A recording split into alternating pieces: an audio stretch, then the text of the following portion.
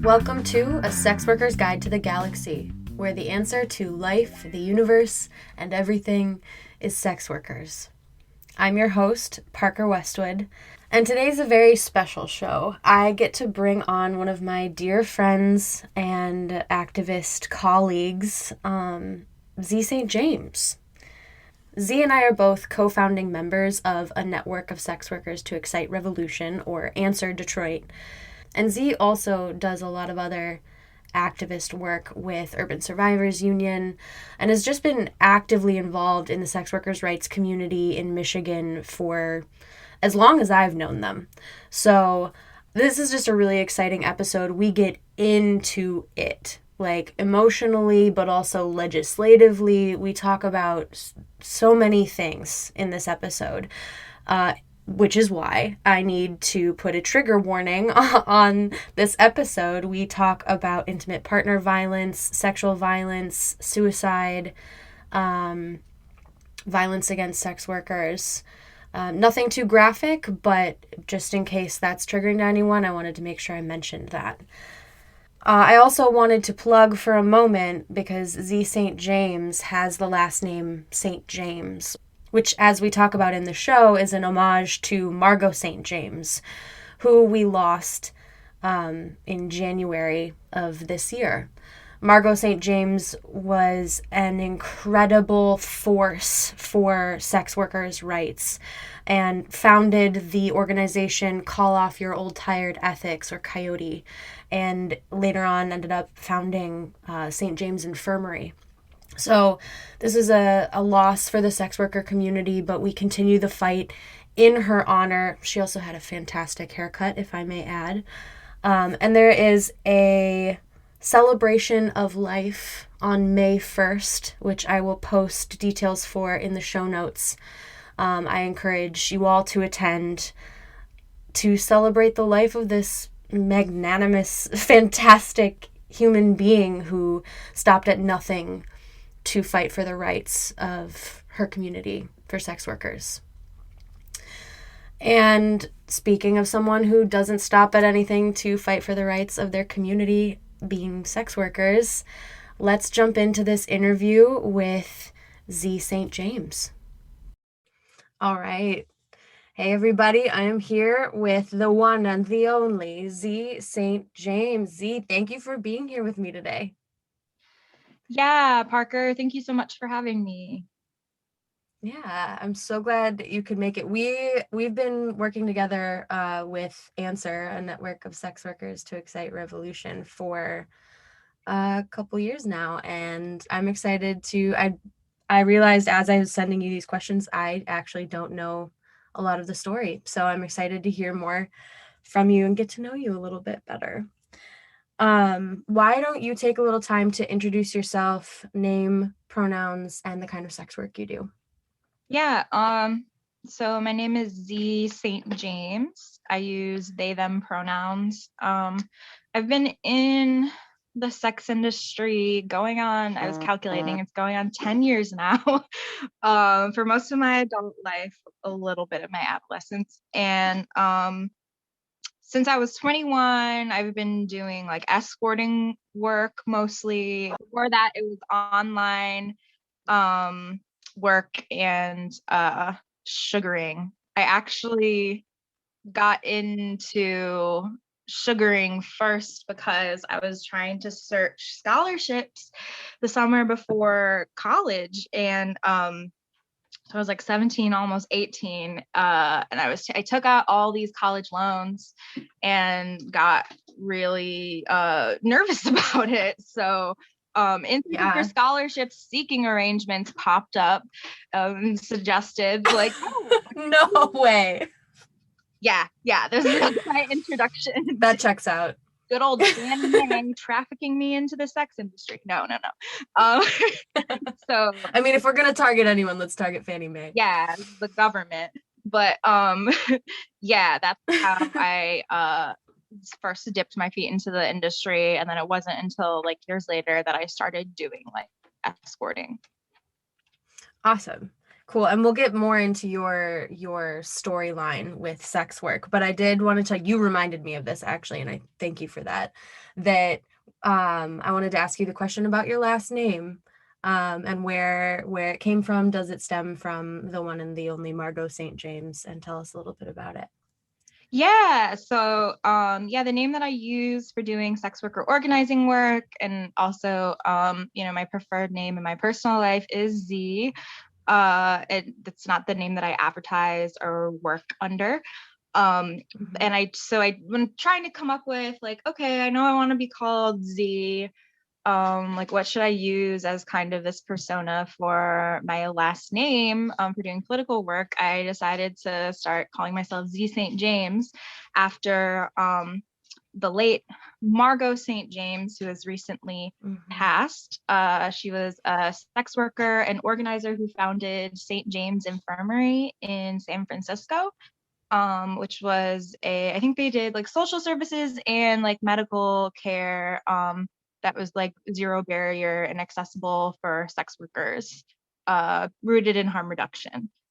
So that is the name that I decided to take on, almost like how people take on names of houses or whatever. Yes, that's wonderful. I think she too had a huge hand in starting Coyote, Call Off Your Old Tired Ethics. Yep, Coyote. There's a hooker's ball in there that Shel Silverstein Oh, attended and wrote a yes. song about. So this movement goes Amazing. back farther than we even realize. Absolutely. It is, after all, the oldest profession. Well, I love that. And rest in power, Margo St. James. So tell us a little bit more about your story. You were panicking about these student loans, totally relatable. And seeking arrangements popped up. What happened after that? How did you evolve in the sex work industry? Well, yeah, I had like a sugar relationship when I was underage, which like isn't the best. Definitely, brings up some questions of consent and everything, but we do what we got to do. And so that lasted for a couple of years. I like moved out west with that person. uh Actually found the sex to be quite boring. And so much so that when I left that relationship, I like, experimented so much I got mono within months, within a few months of Oh my God. yeah, when I was 19. Amazing. Got really sick, went back home, lived with my parents, and eventually, was working retail and started doing webcamming out of my childhood bedroom at night. Until Mm-hmm. they kind of started figuring out what I was doing and not liking it. And by then I had enough money saved up that I was able to move out. And it's when I finally moved out on my own, that I knew like I wanted to do full service sex work and escorting. So I jumped right into that arena. I think that was around, let's see, well, I was like 21. And what year? Because that was before Sesta Fosta hit, correct? Yes, that was before Sesta Fossa. So I want to say that was like 2015. Okay. And then you ended up working in Canada. Do you want to talk about that a little bit? Yeah, before we talk about that, I'll talk about like the Mm-hmm. beginning of some of my agency work, maybe. Okay, that started here. Okay. Yeah, so that did start here. I know a Okay. little bit. I'll clarify a little about what you know about me. So, Yeah, um, I'm so excited. yeah, it's like disjointed. I have like a little bit of experience in a lot of different things. What I don't have experience in is strip clubs, though. I've never been a dancer. I've tried to audition, but they didn't want me anyway. It's a um, whole thing. yeah. So I tried doing like independent escorting for a little bit, and I had trouble getting started. I mean, like figuring out advertising and everything's a learning curve, especially when you're not connected to community. Mm-hmm. And yeah, it was like I moved out on my own. I was young. I'd gotten into a new relationship person knew that I was a sex worker going in, but would kind of later hold that over my head. Mm. So it was through like kind of trying to work independently and being in this relationship that I was like started like experiencing him lashing out against me or kind of like manipulating me out of my money and using guilt that I was in the sex industry uh in order to get that. Just started kind of be like a downward spiral. Like I was dealing I didn't know anyone else in the sex industry at the time. So I was dealing with the stigma from my partner, kind of this tenuous relationship with my family who suspected maybe what I was doing, but didn't really know I was doing it for money. They just knew I was like having cyber sex with people. And Gotcha. I'm a pastor's kid, so I come from this like pretty religious background, and that certainly has like a lot to do with it. Like I had a purity ring growing up that I asked for myself, Wow. pledging your virginity for marriage. My best friend growing up that I who had the purity ring that I'm like, oh, I want one just like you. She actually is getting married this Friday. So Wow. I don't know if she still has hers or what. That's her business. Back in the day, the idea was that so she might be losing her ring, and I've discarded mine a while ago. Um, I forget that. I forget that you're a pastor's kid. That's wild. yeah, sometimes the kind of like Christian camp counselor bit, you can see it in me if you look really close, maybe in some of my awkward fashion. I'm never gonna not see that now. Yeah. Very gorgeous. Amazing. But yeah, definitely having those experiences, I think when you do experience stigma and, like violence or like you're in the sex industry, it makes it a lot harder to deal with, especially if you're going through it alone. And like I was already reading things online like about sex education and sex positivity. And I think I even read Tits and Sass at that part. So I knew this term sex was, Yes. I knew some of these ideas and I would try to repeat them. I don't know how much I really had internalized it myself. And the relationship that I was in kind of escalated, and I tried to leave it several times. And when I finally did leave it, my partner outed me to my parents as a sex worker. And that Oof. kind of, it was at like the worst possible time because first of all, like they had most of my stuff. So I already kind of had to rebuild. My lease was ending and I needed to like find another place to stay. Sex work wasn't my primary income. I also worked in a Mhm. restaurant and I'd gotten my partner a job at that restaurant. So I quit that job because I didn't want Mhm. to, be around them anymore. I was like worried for my safety. Um, and the people you usually would lean back on, your family, didn't want to like support me, even like emotionally support me through this. They didn't Mhm. really understand it or know what to do. Um, so I was felt very alone. I think that was probably it was probably like the most suicidal I'd ever been, but like the only time that I didn't seek help. Um, I was ended up moving to like a completely different part of town and yeah, quitting my job. And so I now had to rely on sex work income, which I wasn't doing very frequently. I hadn't really figured out how to advertise and make like a decent income off of Mhm. that. Uh, and so I decided to start working for an escort agency and mostly was like out of motels and stuff. They're the way they did things was like very dated. Like I talked to someone who's much older than me and worked for them back in the day and like they still had not changed their prices. The prices were very low. And then they of course took a chunk of whatever you made. Right. And Do you remember how large the chunk was, like what the percentage was? let me see. I mean, if you don't, that's fine. I was just curious. They took like 40%, I would say, of yeah, what you made. I found out later that they like wouldn't really screen the clients. I found like a lot of, like pushy people, stealthing, just experiences of like I don't necessarily call it like outright assault, but just I mean technically it is like sexual assault if someone's trying to get you to do something you don't really want to do. Um, Mm.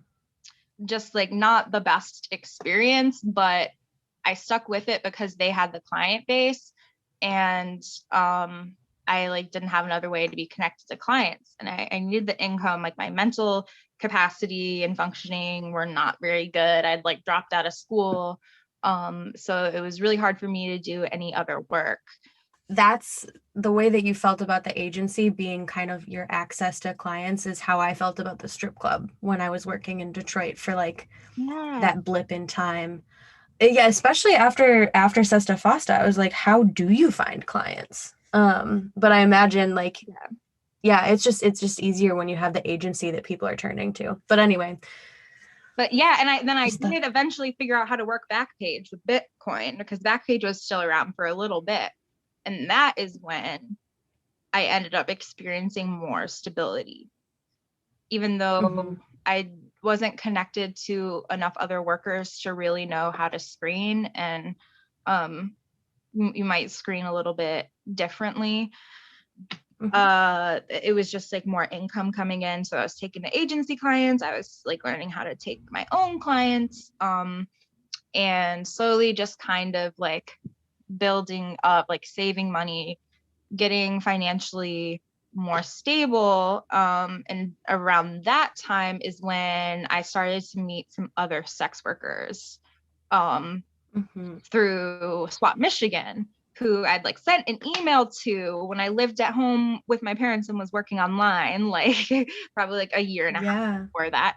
Uh, but yeah, it was when I was working on Backpage that I connected with some other workers and through working on like sex worker rights issues, which like I seemingly had familiarity with. I seemingly like really wanted to like end the stigma and I would like say those things, but I think I didn't, not that I didn't believe it, but I didn't fully internalize like what that meant for me. Yeah.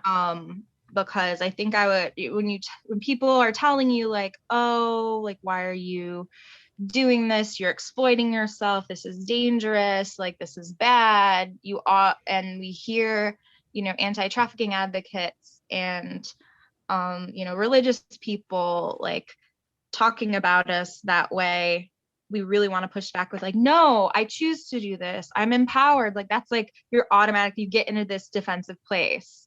um Yes. like kind of from like this is sex positive, like I bring joy to people, I bring this and that, which isn't necessarily bad or wrong, but it also doesn't hold place for like the violence or like trauma you might experience. Or I mean, I think it's more difficult.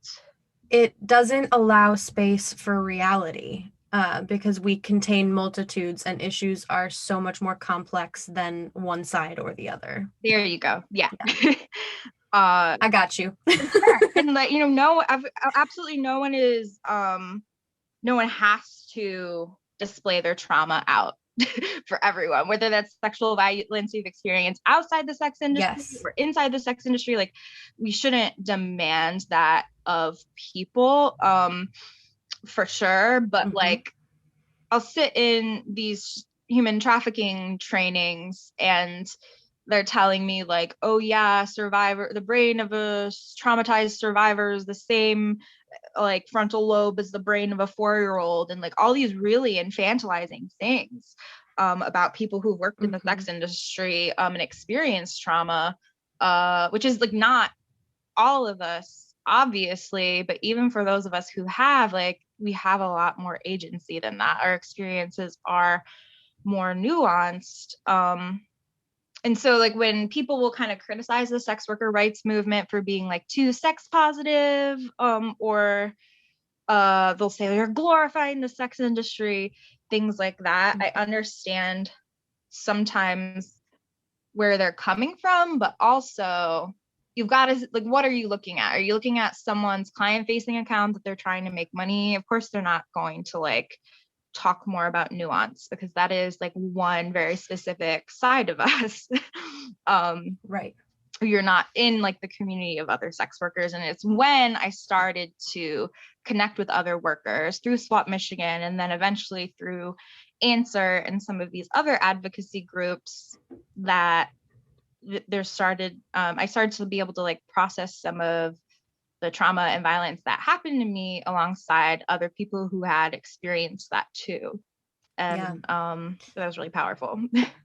For sure. I think it's really important that people, I mean, that's one of the reasons why I started the podcast, is so that people can see us as human beings and not on either side of this spectrum as like people who need decisions made for us and like don't deserve rights. And on the other side, like these liberated goddesses, or like whatever gender neutral term we're using for divine being. Because we're human beings. We make mistakes. We're also badasses. Like, we have all the complexity. And I love that. I remember when you were like, oh yeah, I use a different name for my activism work than I do for my work, my sex work. And I was just like, oh, that's so fucking smart. Too bad it's too late for me now. Partly a gender thing, because I'm she, her when I work, but I'm they, them, like with everyone else I want to be authentic with. I was also talking today about, I love that. someone was asking me like, oh, what does gender mean to you? And I like felt a little put on the spot, but I was reflecting like with sex work of how like, yes, I do present a lot more femme for working, and it almost is like sometimes it can be hard being in that space and being sexual because I do have trauma, but I see it almost as like my femme warrior like body armor, in a way that it puts space between me and the client, like this idea and this fantasy of what they want to see and who I really am in my experiences that I might not really want to share with them, that's like not for them to take. And yeah, it just makes me feel a lot more confident when I have to get all dolled up and put on a wig and go to work and see a trick, and they're seeing me as something that I'm not, but you know what, like it's okay, it's like for this certain amount of time, it's for this purpose, and it can kind of protect the real me in the moment, emotionally. Yeah. I was just talking to a friend of mine the other day. It's so interesting that we're talking about this, because we didn't plan on this part of the conversation. And I love that. But I was just talking to a friend yesterday about the fact that I've been cultivating a relationship with my body. Yeah. And often like writing to my body, and I've kind of realized the same thing, that like my body is the she, her pronouns, and like the soul within is the they, them pronouns. And like in that I can kind of find this serenity, or I don't know what other word, just like peace with gender. So I love that that's how you also like utilize and view gender. And it's a constant, I mean, ask us in 6 months, we may have a different answer about gender, because I mean, that's the magic of it. Gender is a performance. It's you're performing for a lot of people cis heteronormativity or whatever, because that's the fantasy they want to see. Not all of us. Sometimes they really like the bisexuals, the queerdos, but give me androgyny. Yeah. Yes. I've been watching too much TikTok. Yeah. Where were we in your journey here? So we're talking about, you know, that I experienced, like I've worked for an agency, I've worked like for myself, I've had some partners that I guess, you know, some people might hear about my experience giving money to an intimate partner and be like, that was your pimp. And I would say no. But again, like, what are the role of third parties? Like, are they a good or a bad thing? Yeah, let's take a minute here and maybe I feel like it would make sense to talk about intimate partner violence and maybe like that dynamic, and then also explain what third parties are when you say that term, like what we're talking about, um, and the political place or like the legal place that that holds. That's a weird way to ask this question, but I know you know what I mean, so I'm gonna leave it there. Yeah, I'm gonna try it, and then you can follow up and get whatever I don't get. Deal. We know how to tag team. So, but yeah, okay. So intimate partner violence is just, I think maybe more of a like less gendered or stigmatized term for like domestic violence or Mm-hmm. experiencing violence with someone you're sleeping with. I guess that's what like intimate partner actually means. Uh, so maybe they're your boyfriend, maybe they're your husband, maybe they're a trick. I don't know. Um, for me, when I use that, yeah, I usually mean like a partner, like a dating partner that I Mm-hmm. had. And so it could be, that encompasses physical violence, sexual violence, this more nebulous kind of like emotional or manipulation when there's substances involved.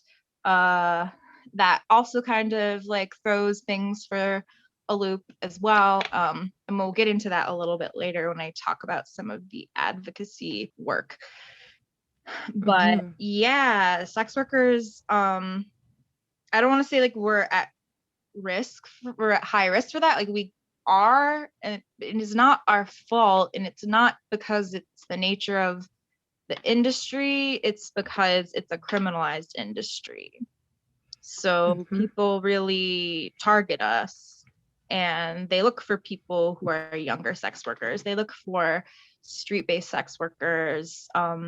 They look for drug using sex workers. When I say they, I'm talking about predators. So Mm-hmm. like whether it's a predator or this is a relationship you get into, and there's like some unhealthy, abusive, even dynamics going on.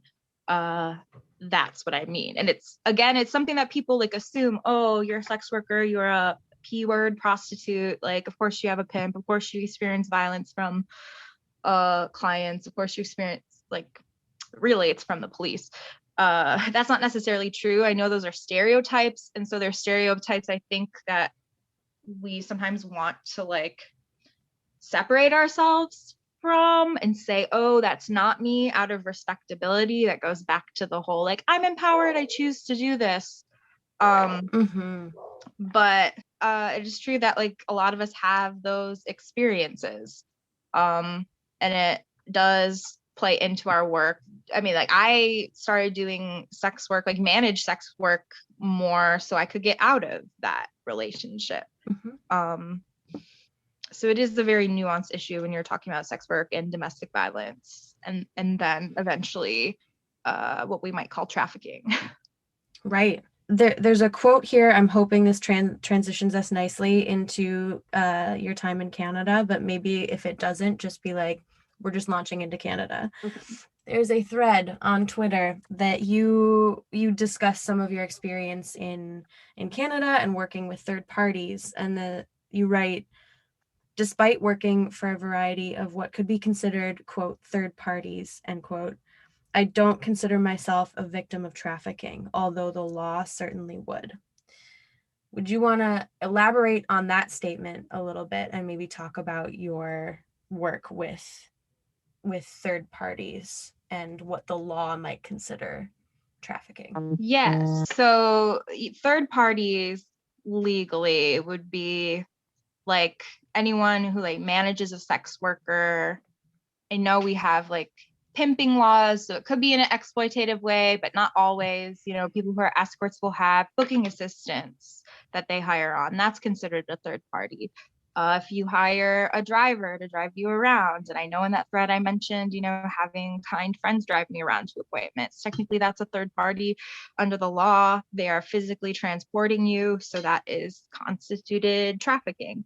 Our partners, anyone who profits off the earnings of a sex worker could potentially be considered a third party, as well as like booking agents, managers, strip club managers, even all of those would be included when I say third party. So that not necessarily bad.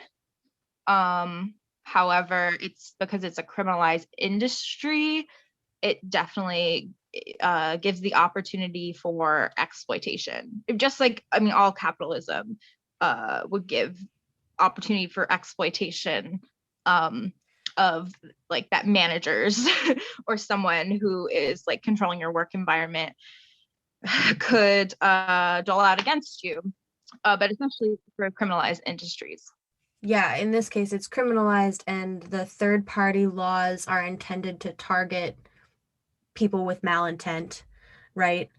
But they're so broad that they could include sex workers, loved ones, and friends, and it's yeah, the intent of the law is not how it's actually carried out. Exactly. Or Go figure. two people that are trying to work together equitably, do a duo, or maybe you're the friend who's watching out for your other friend who's doing car dates on the street, but under the law, like people have been charged with trafficking each other, with trafficking themselves, because the law just sees like anyone who's facilitating prostitution as a trafficker. Yeah, and here when we're saying the law, we're talking about the US criminalization, like full criminalization of sex work. Right. In the state, which in that little thread, and I know we want to like kind of move on to talking about Nordic model stuff. Like I do have some experience working in Canada and experiencing abusive third parties under the Nordic model working in Canada. Yeah, before we go into your experiences, will you explain to us what the Nordic model is and then kind of tell us about your experience with it? So sex work or prostitution is fully criminalized in the United States. It's not fully criminalized in all countries. You know, in New Zealand, it's decriminalized, which means it's just not illegal. But you know, trafficking and exploitation is still criminalized. There's this model called, people like to call either Nordic model because it's used in lots of like, I think it's used in Sweden, or even partial criminalization. They also call it the equality model, which I'm not too fond of. I think that's like a sugarcoating of it. Mm-hmm. And that basically means where that on the side of the seller, so the sex worker, it is decriminalized. So you won't get arrested for selling sex. But on the buyer end, that is still criminalized. That is illegal. And then a lot of activities around the sex industry are also illegal. Mm-hmm. So that's the model that Canada has, technically, that it's legal for people to sell sex, but not to buy it. And third parties, so like pimping kind of stuff, is also still illegal. Yeah, I mean, I think that's like a great 101 of like Nordic model versus decrim, mm-hmm. or criminalization, not decrim. I keep doing that. Yeah. Yeah. Mm-hmm. And so a lot of times people who will hear like anti-trafficking advocates, people who are behind like end demand will really be pushing this model of like Nordic model, because they'll say, oh, well, we don't want to criminalize the sex workers. We recognize that arresting you in order to rescue you isn't the best thing, but we still want to end the demand for this. So we're going to criminalize Johns. We're going to criminalize buyers, because what they're doing mm-hmm. is bad in order to end the demand. And like, first of all, if you're going to make it so less people want to buy sex, like that's just going to force the people who are trying to sell it into some like much more precarious situations, because the people mm-hmm. who are interested in seeing us will either want to target us or, you know, be exploitative. It also puts more police presence out there because you're trying to arrest people actively who are quote unquote Johns. And any increased policing of sex workers has the potential to be deadly. Even in a model of under full decriminalization, if we did do that, we know there are things that existing sex workers, especially the most visible ones who are outdoor street-based sex workers, would still be profiled and targeted for. And so even if the police can't arrest them for prostitution, they're surveilled and they'll charge them with something. They'll charge them with loitering or public intoxication or a drug crime or just, anything that has to do with survival and poverty. Yeah, well, because the stigma still remains, and Yeah. the cops are not immune to stigma, as like not immune to holding whorephobia in their hearts, among many other things.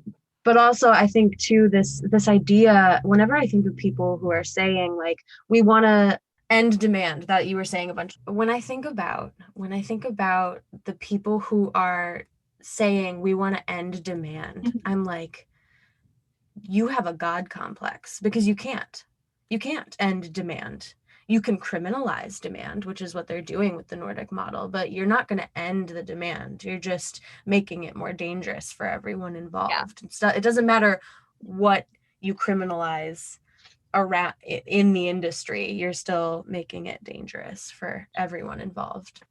And then of course clients, and I'm sure you might have an experience with this, or maybe not, but like clients have an aversion to screening or giving you any information when they're the ones that are on the end of being criminalized. They're just really wary that you might be a cop.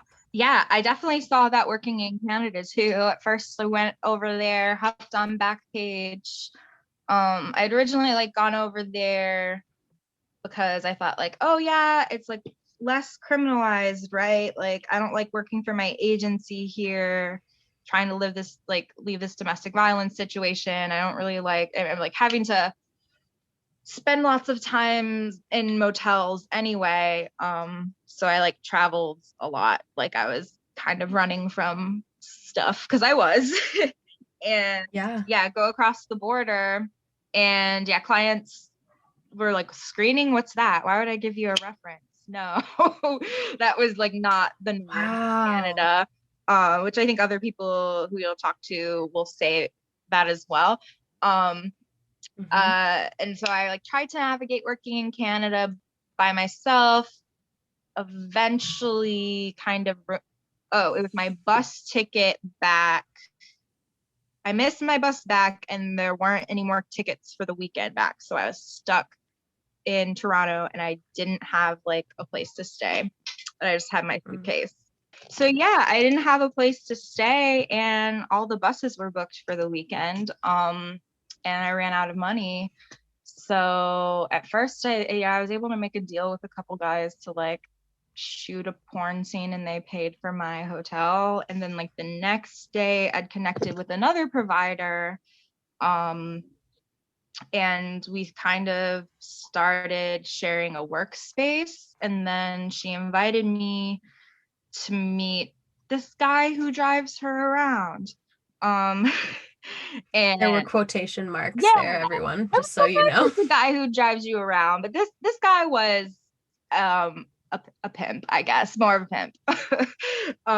He would like place the ads, and we would give him like a certain amount of our money. And he was fine to me. I mean, like he wasn't violent to me, but one of the Black sex workers who was in our little group eventually told me later that he did put hands on her and had that capacity. So being like having a US passport, especially like in Canada, if he tried to like pull some shit with me, it would be very easy. Like first I tried to find a different managed working environment that was more equitable, which was this kind of like workers collective. But the person who ran it talked to their lawyer, and they said, since like you are from the US, technically it would be considered trafficking because you don't have like a legal visa to work here, and you wouldn't be able to get one in order to work in the sex industry. So I wasn't able to, and like that kind of worker collective thing, not everyone can work independently. If you can, that's great, but like sometimes we need to share workspaces. It's great for safety, it's great for cost saving, and if you're new to the industry, you might want someone who would charge a fee to handle some of your advertising. Like that's just because you're not familiar with it. That isn't unheard of or inherently bad. It's the same way an independent sex worker would hire someone to manage their booking or manage their social media, sort of something along those lines. Yeah, it was a similar thing. I think like when I talked to that particular group, like collective of people, they were like, yeah, here's the fee if you just want to like rent our room for your client, and here's the fee if you want us to handle your advertising. So it was like very equitable, but again, because like I was technically a migrant in Canada, right? They turned me away. They were like, no way. And who knows, if I was a migrant from another country, it might have been a different story. It might have just been because the US is so criminalized. They didn't want to take the chance on someone with a US passport. Right. So in some ways that barred me from accessing collective working spaces. In other ways, it protected me from violence, especially like probably just as a white person in Canada. That third party manager guy who I gave my money didn't lash out against me, but he would do that to other people, I would learn. There's another like pimp kind of guy I ran into in Canada too. It was more like a boyfriend pimp kind of situation. Only lasted a couple days. My trips were very sporadic, kind of flying by to the seat of your pants, like a little bit of like survival and excitement that I don't want in my life anymore. You can do that when you're younger a little bit, when you're young and dumb, I guess. But now that I say, oh my God, what could have happened? I look back and like, yeah, that wasn't the best for me. But I did, in my short period of time working in Canada, which was probably only totaled a couple of weeks, I experienced a lot more third-party managers. And why? Because it was still really hard to work because it was the Nordic model, because clients, don't want to screen. So it makes people more reliant on those third parties. And I think that's really important, if we're looking at different models of sex work. The Nordic model, especially for certain populations, really has the potential to increase the violence. Which is so important to recognize. And I thank you for bringing that up, because it is really important, because the people pushing the Nordic model are the people who are anti-sex trafficking, or that's their platform, right? Yeah. And so to recognize that the Nordic model creates a space in which sex workers who are consensually doing this work, for whatever reason, like if it's just economic necessity, or it's because they like it's always it's for money. We're doing this for money. Like, let's be clear about that. But for whatever reason we're doing it, it actually like pushes people towards these third party managers that has the potential to be exploitative or violent. Yeah, and discouraging us from being able to work together, because again, one of us could be prosecuted as a trafficker or a pimp, or for keeping a brothel, when really that we are the ones who keep each other safe. Yes, say that one more time for me, because I love that. We are the ones who keep each other safe. We keep each other safe. Sex workers keep each other safe. Yes. Okay, so I'm going to move into more of your current experience with sex work, and what your sex work you currently do, working as an independent sex worker under criminalization in the United States. How have things changed for you, or how are things different now that like since you've been working in the States. I know that in Canada that was like a short stint. Let me rephrase this. This is clumsy. Clumsy questions are always fun, but sometimes I'm like, wow, my brain is so scattered. So I know that your time in Canada was short, and that you've been working in the United States for some years as a sex worker now, and are currently independent. So tell us a little bit about how your work differs now and some of the things you face. Yeah, so definitely working more independently. I mean, I eventually kind of wised up to like, these guys don't know shit. These agency people don't know shit. Like, if I don't need to rely on them, which isn't always a process, it's kind of like a transition process, just like transitioning out of the sex industry would be a process.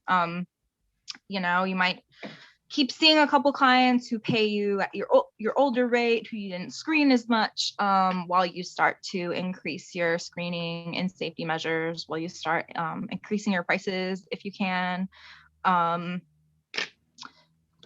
that Let me just say here for a moment, because I was just like, yeah, managers don't know shit. I just like felt it well up in my being.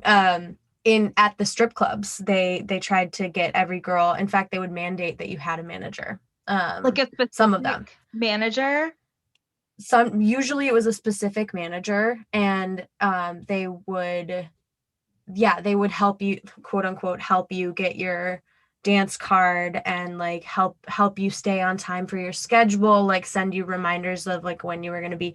So basically, and what I knew, because I was seasoned at that time, was that I didn't need a manager, and that he was doing all of this easy work and getting a cut of the money, and that the strip clubs were mandating that these girls had a manager.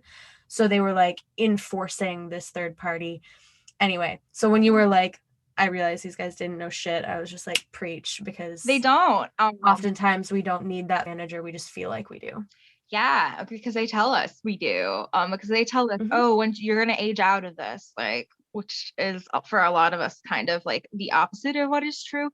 Um, but especially like at least in a strip club, even if you're not encouraged and it's like a competitive environment, like you do have those other workers there. Like when I was working, in Canada, like there's at least like some other workers there for the agency that I worked with in Detroit. We were not encouraged to talk to the other workers. Like I met one going on a duo, but like they didn't even talk to us about like sexual services. So I didn't know until I went on a duo with someone that most of the girls were probably upcharging for full service. And I was just like all of these things and again, everyone can like choose their own prices. Like I've sold sex for $40 and I've sold sex for like a few thousand, depending on the Mm-hmm. situation that was in. And I would do it again for that amount if I had to. Um, Mm-hmm. but the more we can share information with each other, the better.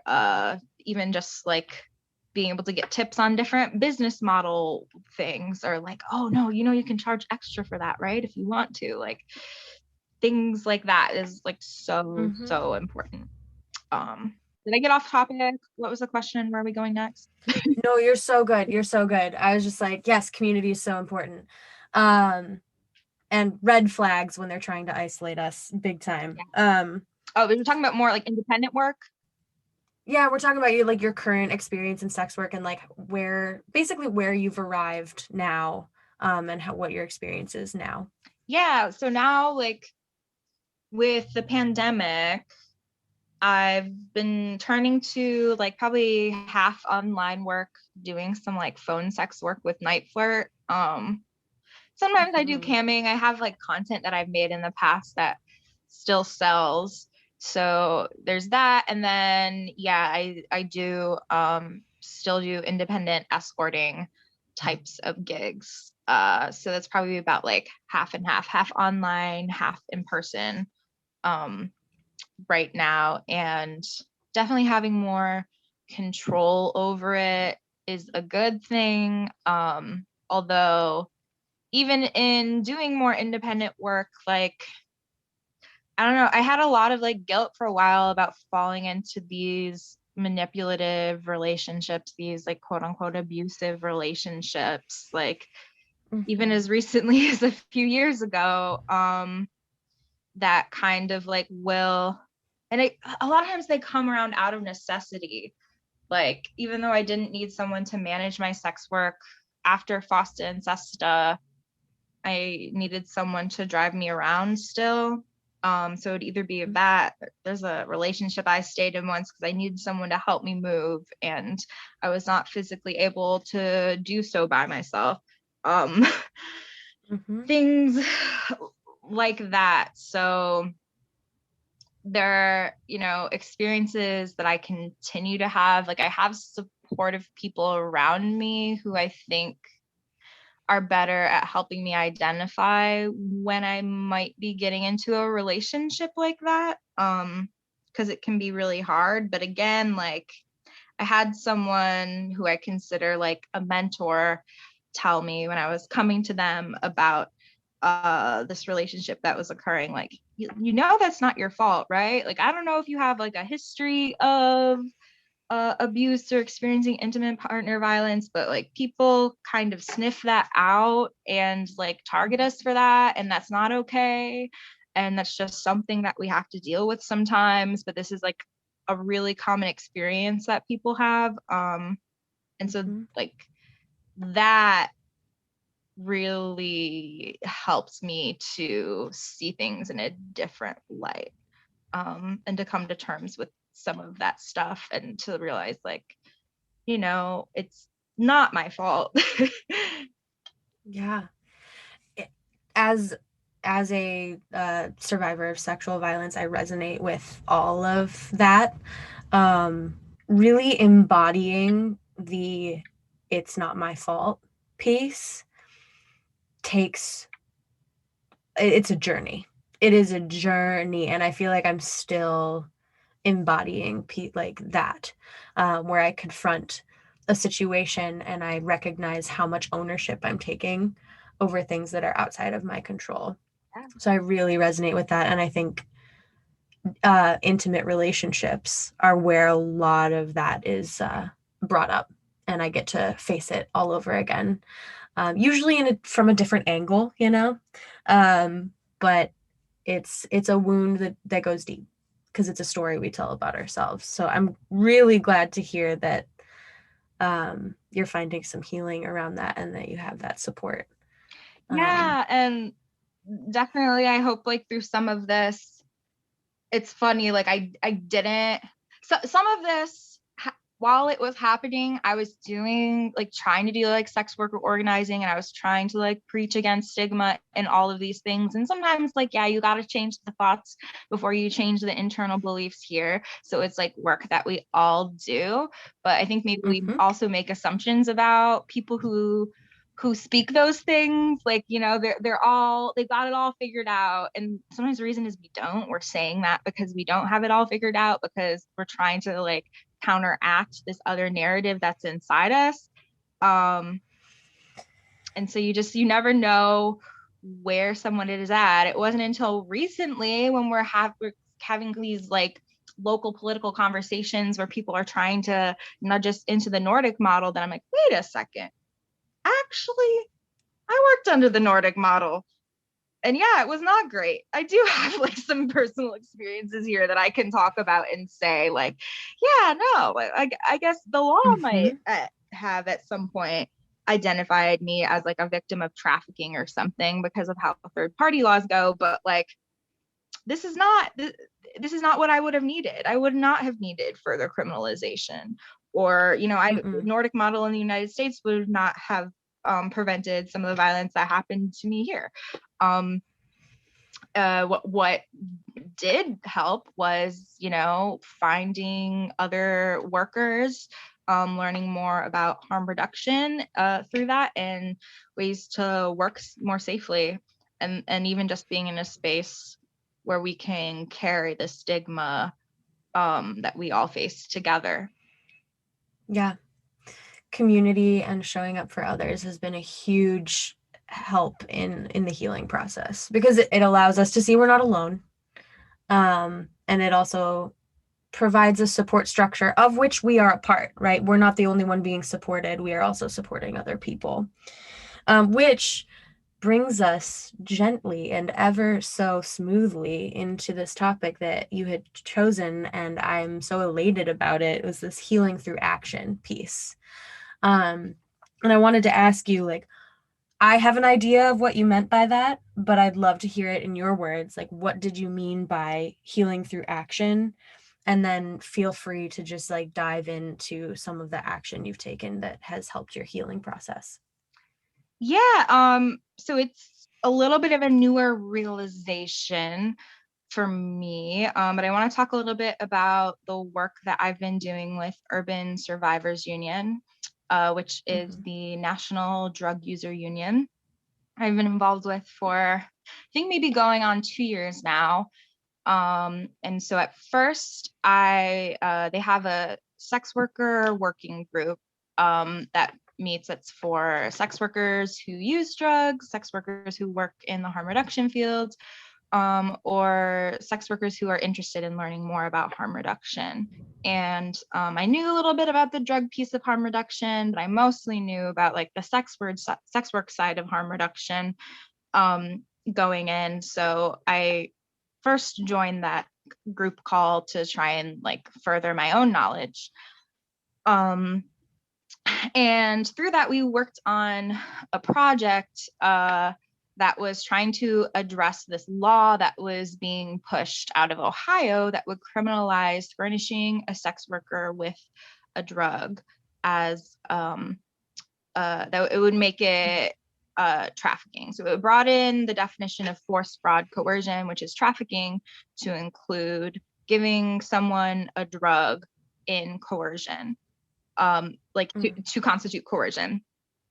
Now, of course, this was put about because of like the increasing like overdose crisis and try to combat this issue of substance use-based coercion being used to traffic people into sex industry, which does happen.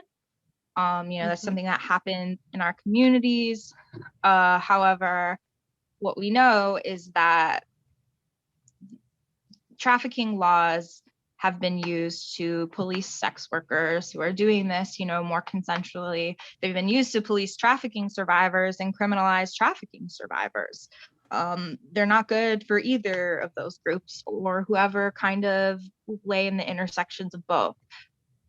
And like some of the issues that we could get with that particular law would be, like encouraging people to use drugs alone, which again, in an overdose crisis is like very, very dangerous. Like it didn't say whether the drug had to be illicit or illicit. So like, is this Narcan? Is this birth control? Is this me giving my friend an Advil before we go see a client? Right. It could erode Good Samaritan laws that protect people trying to resurrect someone, revive them, resurrect, Right. revive them after an overdose and use Narcan. Like if they're using that with a client, would the client just leave you there because they don't want to be charged with a trafficking charge? It just opens up this really Mm-hmm. nebulous area.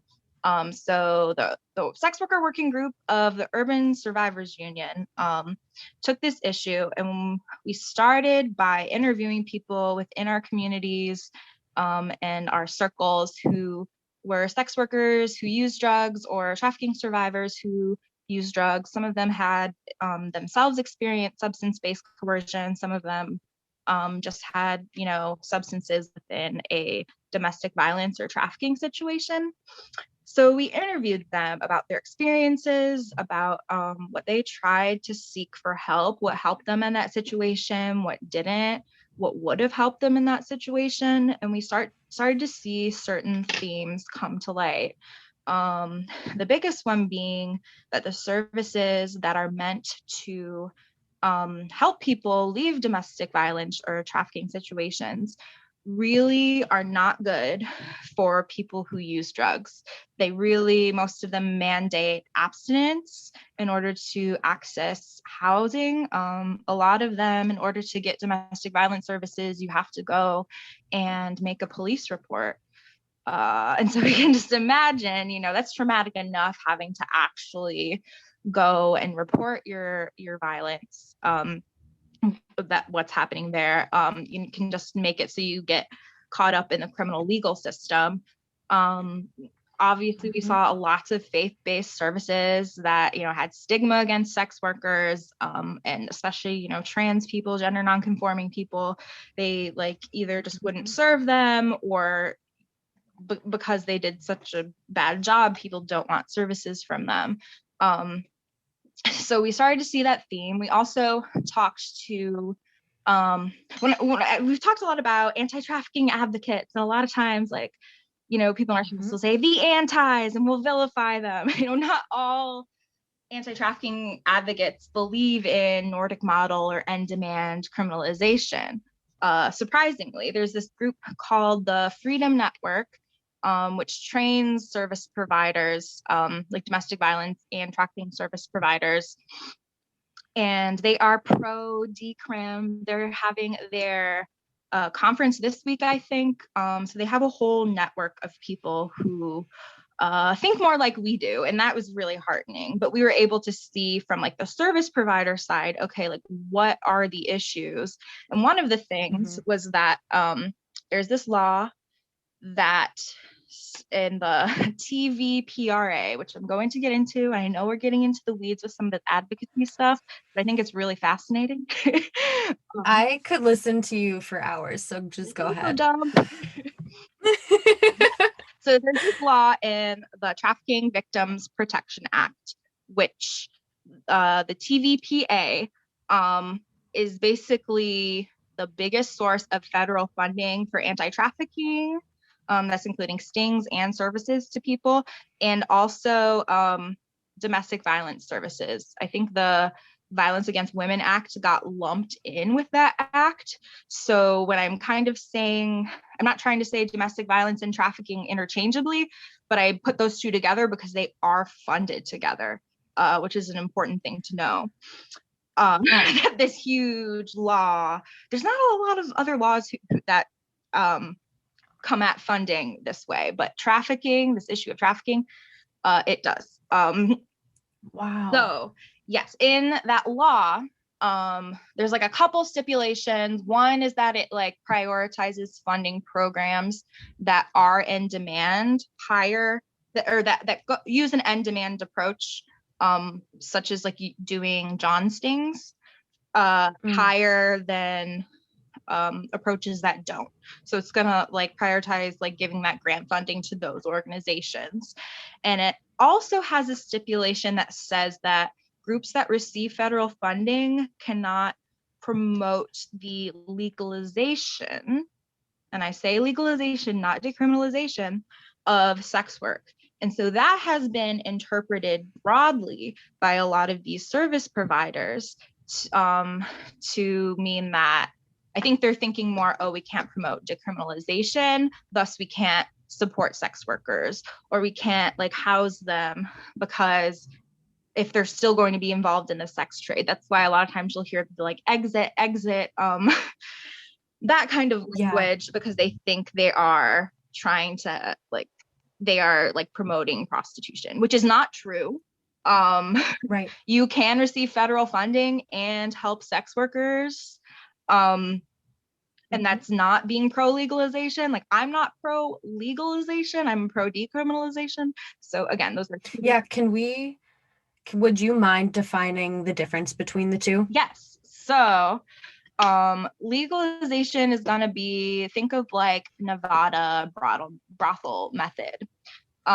So it's putting forth laws that will regulate the sex trade, maybe make people register, or having to do STI tests, which I've heard people be that's good, right? We want to treat this like a public health issue, but really it just legalization creates two markets. It creates a legal market and an illegal market, because not everyone's going to be able to register with the government if you're undocumented, or, you know, if you can't pass an STI test, but you still need to make your money that night.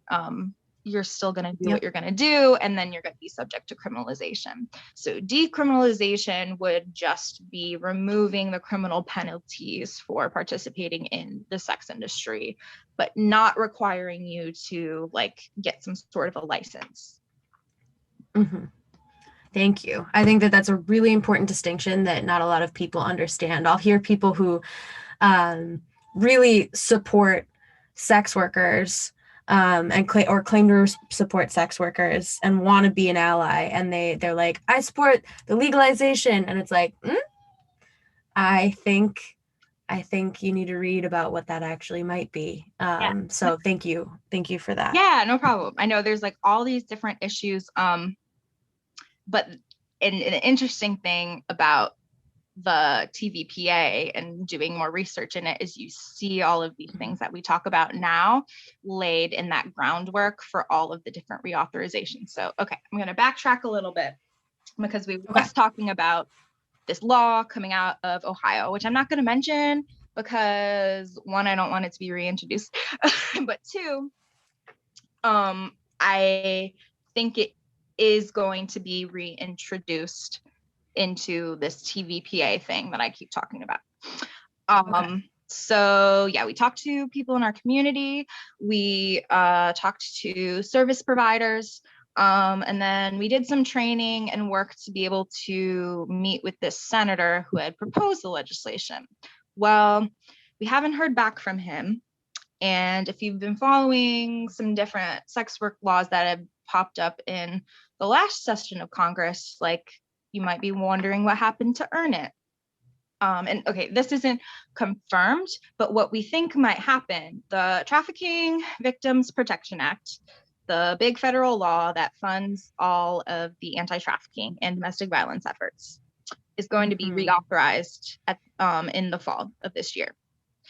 So what we think probably will happen is that, some of the legal push around like substance use, coercion, and trafficking, or, laws like Earn It, are going to be rolled into this Trafficking Victims Protection Act reauthorization, which is a law that I think only gets reauthorized every few years or so. So we've shifted our focus to working on that, and we're able to roll in a lot of the work that we did do into this, because we don't want laws criminalizing like the use of substances in there. And there's some other stuff that, there's so many things we know we don't want.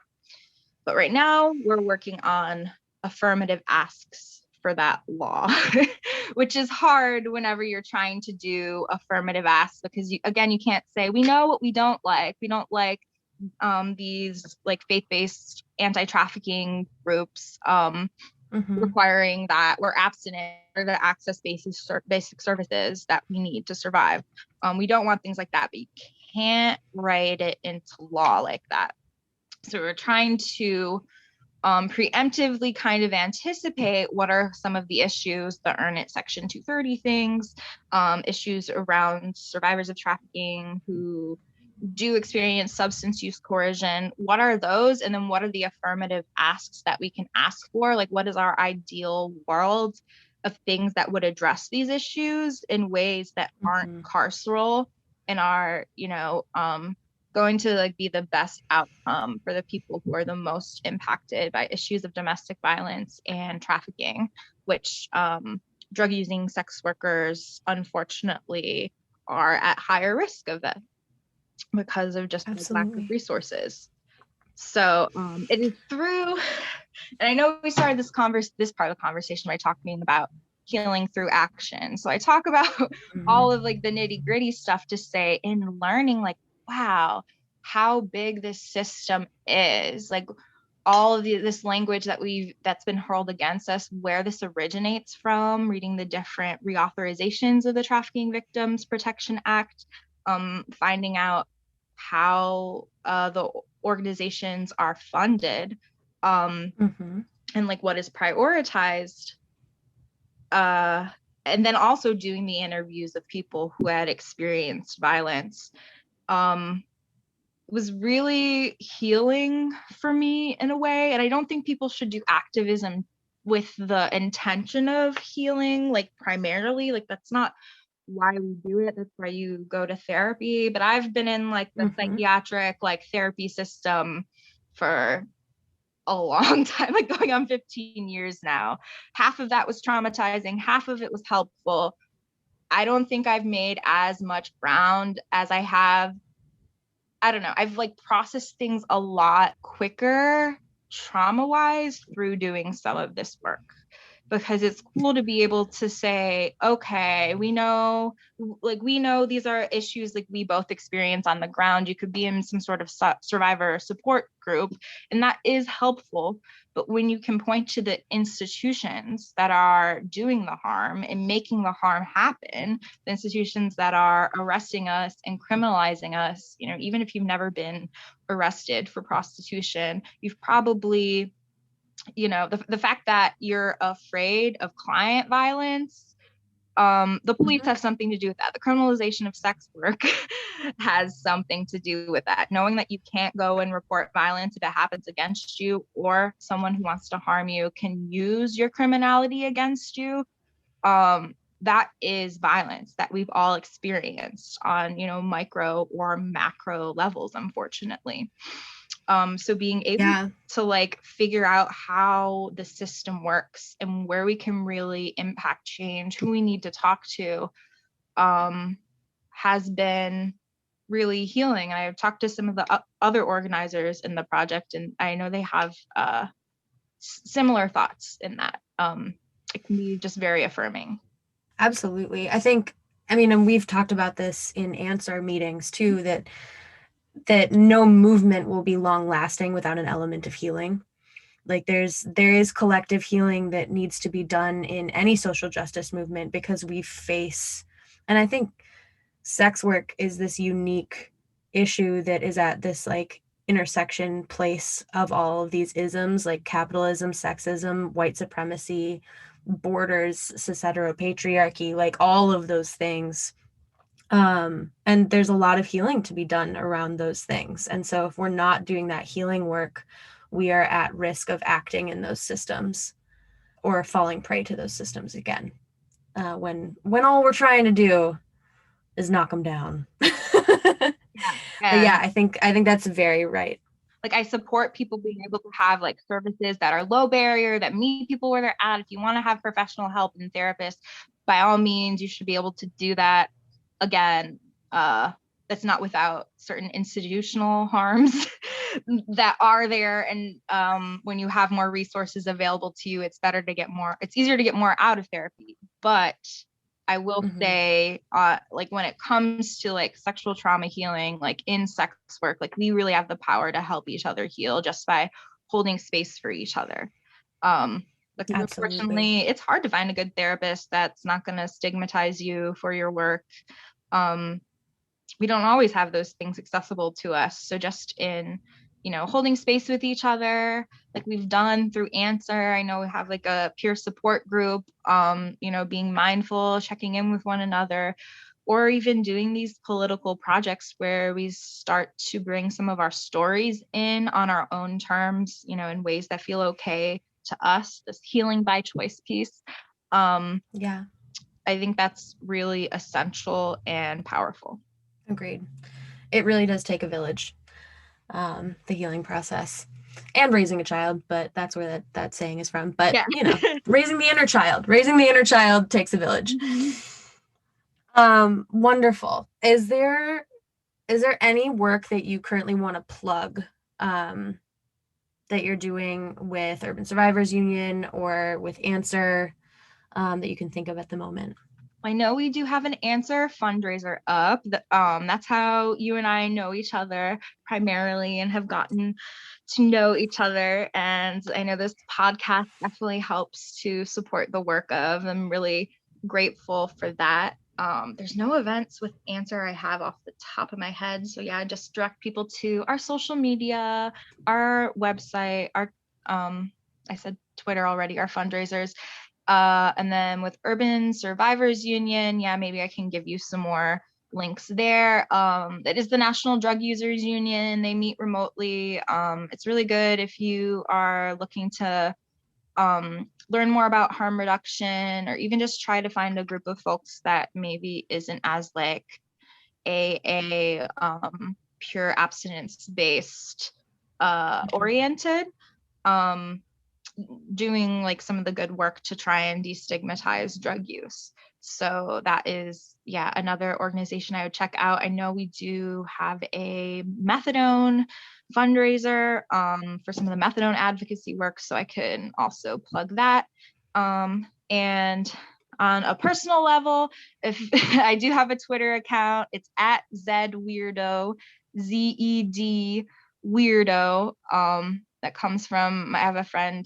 So Zed is what you would call the letter Z in Canada, and then I have a friend who calls me Zedward, like Edward. That's where that. Oh, cute. I like that. So good. And all of that will be linked in the show notes for anyone interested in exploring all of those links. So I have one more question before we launch into our rapid fire questions. What is something you wish the greater public would understand about sex workers or sex work as a whole? Oh, that's a good one. A lot of times we like to pit survivors against sex workers. Like survivors of trafficking against sex workers, but there's people in both categories. And I think all sex workers are survivors.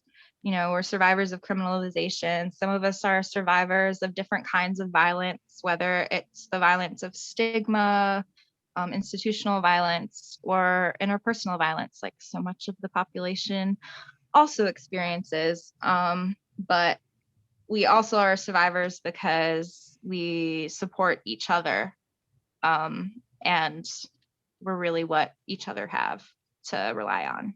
Absolutely. I love that. Also, that reminds me that as you were speaking earlier, I didn't want to interrupt you, but one of the things that came to my mind was that sex workers are against trafficking. Like, I would venture to say, like, all sex workers are against trafficking, Yes. right? Like We're against So trafficking. Criticize the anti-trafficking folks. We're not for trafficking. We don't like that. We don't want to experience exploitation. No, so we're against trafficking, but we're also against police violence. Right. So cool. I love you so much. And I'm so proud of you. Let's get into our rapid fire questions. Are you ready? Yes. Okay. Vanilla or chocolate? Vanilla. Pancakes or waffles? Waffles. Fishnet or lace? Fishnet. Excellent. What's your favorite place you've ever been? The mountain, I forget what they're called, but the mountains in Albuquerque. Ooh, in Albuquerque. Santa Fe. I think the Albuquerques are Sandia, because watermelon. Oh, cute. Mm-hmm. I like that. A book from your mandatory reading list. Revolting Prostitutes. Hell yeah. Uh-huh. A secret talent. Secret talent. Baking cookies. Oh, delicious. I'm coming over. A song, a musical artist, or an album that you're currently obsessed with. Kate Bush. Yeah. That's what I was any we got in there. Let's see. What's that one where she like dresses up like a little boy because she's acting out this story? Cloud Busting. Love that. Love that. Okay, finish this sentence for me. Good sex is consensual. Yes. I'm surprised that one hasn't come up yet. If you had one superpower, what would it be? To be invisible. Mm-hmm. That's such a good one. I can sneak and spy on people. Yeah, it's so good. What is something simple that brings you joy? The sound of a tea kettle. Ooh, what a good answer. That reminds me of Hannah, the comedian Hannah Gatsby. Oh. She says her favorite sound in the world is the sound of a teacup finding its place on a saucer. Aw. I can Yeah. hear that. Yeah, it's so good. Awesome. Well, thank you so, so much. I am just, every time we get to talk, I'm so like enamored with everything you have to say. And I'm so proud to be your friend and to do this work with you. And it's an honor to have you on the show. So thank you so much for coming. Yeah, thank you so much. I'm really excited. Yeah, I'm excited to hear the edit Me because too. I don't you and I know how to talk. but yeah. All right, let's say goodbye to our listeners. Bye, listeners. Bye.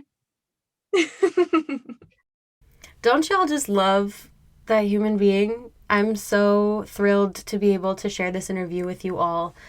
Yeah, there's so much information in there. I feel like I could listen to it over and over again and learn a few things. So I hope you all do that. Again, the links to the links to Urban Survivors Union and Answer are going to be in the show notes, as well as the link that I mentioned at the top of the show to Margo St. James' celebration of life on May 1st. And of course, Zee's links, specifically to their Twitter. And if you want to support the show, you can become a patron on patreon.com/sexygalaxypod. You can also follow us on Twitter at sexygalaxypod.